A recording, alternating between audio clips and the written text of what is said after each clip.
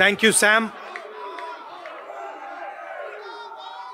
I'd like to welcome everybody, starting with Namaskar, starting with Sam Pitroda ji, Aarti Krishna ji, Mohinder Singh ji, George Abraham ji, Pradeep Samla ji, Bhullar ji, Gurdev Haier ji, leaders on the dais, and dear members of IOC, ladies and gentlemen, I'd like to welcome all of you here and wish you happy Onam and happy Ganesh Chaturthi.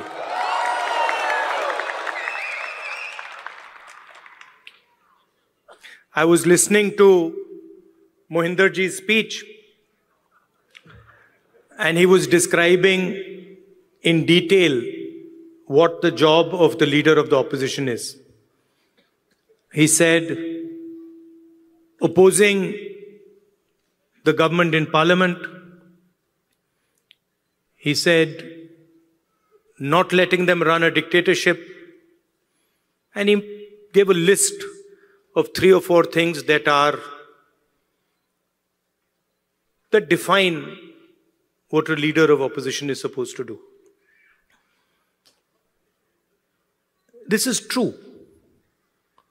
One can say that those are all elements of the job. But while he was speaking, I was thinking to myself, actually, that is not really my role. Those are maybe my responsibilities.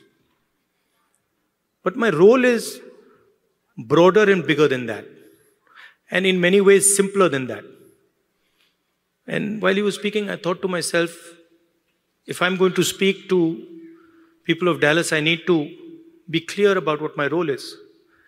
And so I'd like to tell you that I believe my role is injecting the values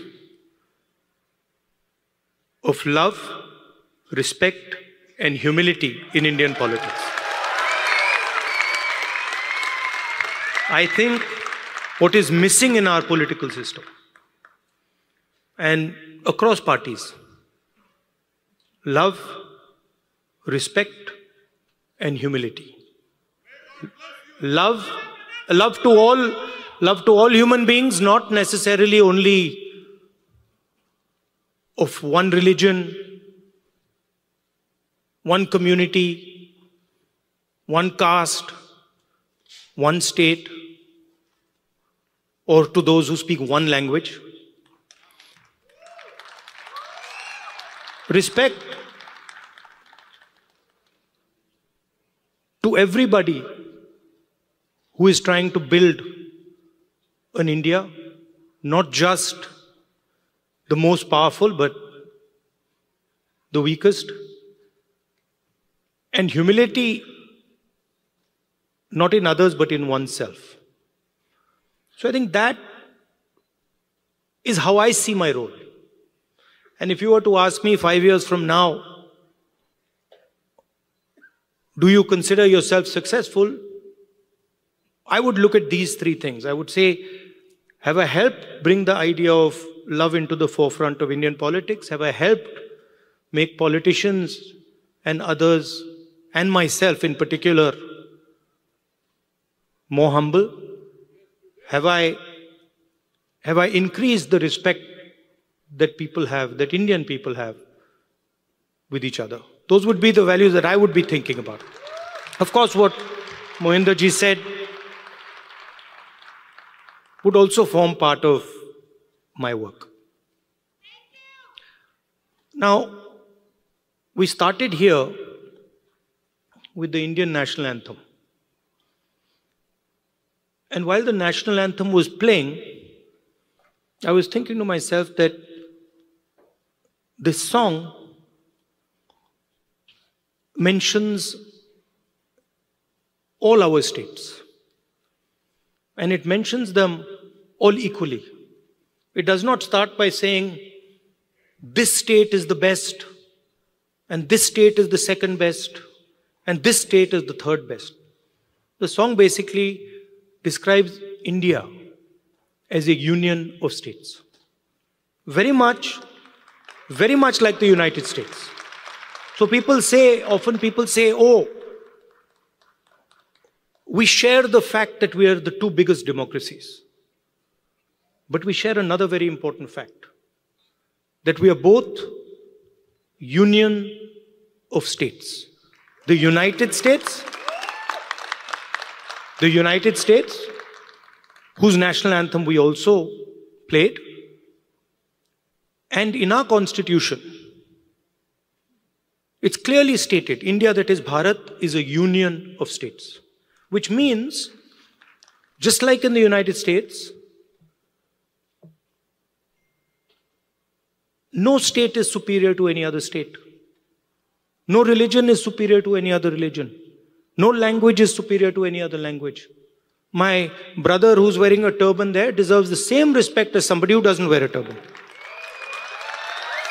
We cannot say, look, we don't like him because he wears a turban, and we like him because he doesn't wear a turban. Or, he speaks Tamil, so we don't like him. And he speaks Hindi, so we like him. Or, he speaks Malayalam, so we don't like him. Right? And so Telugu. Right? Because when we say Telugu, we are not just saying language. Embedded inside Telugu is history, is tradition, is music, is dance, is food, is everything. So if you say to the people of Andhra Pradesh that, look, Telugu is not as important as Hindi, you're insulting the people of Andhra Pradesh. Because you're saying to them that your history is not important, your tradition is not important, your food is not important, your music is not important, your forefathers are not important. And this is the simple battle that is being fought in India. The RSS believes that India is one idea. And we believe that India is a multiplicity of ideas. And we believe, by the way, very much like the United States, we believe that everybody should be allowed to participate. We believe that everybody should be allowed to dream. Everybody should be given space, regardless of their caste, language, religion, tradition, history. This is the fight. And the fight was crystallized in the election, when millions of people in India clearly understood that the Prime Minister of India is attacking the Constitution of India. Because what I am saying to you, union of states, respect to languages, respect to religions, respect to traditions, respect to castes, this is all in the Constitution. Every single word that I have said to you is in the Constitution. The foundation of modern India is the Constitution. And what people understood in the election clearly, and I saw it happening, when I used to raise the Constitution like this, people understood what I was saying. They were saying that the BJP is attacking our tradition, attacking our language, attacking our states, attacking our histories. And most importantly, what they understood was that anybody who is attacking the Constitution of India is also attacking our religious tradition. Right? And that is why in my first speech in Parliament, you must have noticed, when I described Abhay Mudra, the fact that this is a symbol of fearlessness and it is present in every single Indian religion. You can look, you go on the internet and you can see Every single Indian religion, Guru Nanak Ji holds his hand like this. Shiva holds his hand like this. Every single Indian religion, the hand is a symbol of fearlessness. And when I was saying this, the BJP could not stand it. They don't understand. And we are going to make them understand. You see, and the other thing that happened that was very beautiful, that in fact I was amazed that it happened so quickly, was that fear of the BJP vanished, disappeared, gone. And we saw that immediately, within minutes of the election result, nobody in India was scared of the BJP or the Prime Minister of India. So these are huge achievements, not of Rahul Gandhi or the Congress party. We are peripheral. These are huge achievements of the people of India who realized, of democracy, of the people of India who realized that we are not going to accept an attack on our constitution. We are not going to accept an attack on our religion. We are not going to accept an attack on our states. Now finally, I'm speaking to people in Dallas. And who are you? You are people who have come from India. And the values that I have been describing, values of the Constitution, values of respect, values of humility, you carry them inside your heart. You have them in your blood. So when you came to this country, you did not come with arrogance. You came with humility. You did not come with hatred. You came with love and affection. And you did not come with disrespect, saying that, we are come to America and who are these people? We'll show them. No, you came with respect. So inside your heart is respect, is love, humility. And you are our ambassadors in one way.